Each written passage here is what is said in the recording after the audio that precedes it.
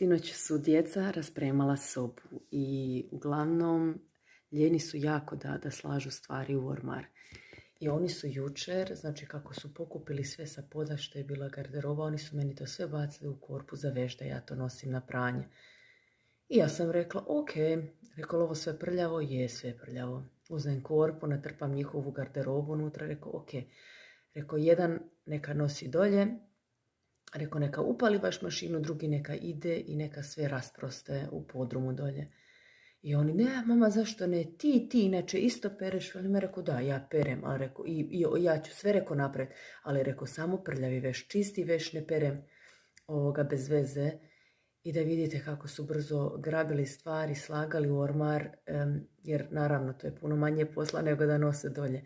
Drage mame, mi si same radimo posao koji ne mora biti zato što možda ne želimo se zamjerati djeci, ne želimo im granice davati. Ja sam se uvijek osjećala loše kad sam im davala nekakve granice, a danas se osjećam da im čini dobro, učim ih samostalnosti, učim ih da ako donesu neku odluku da sami moraju da stoje u svoju odluku.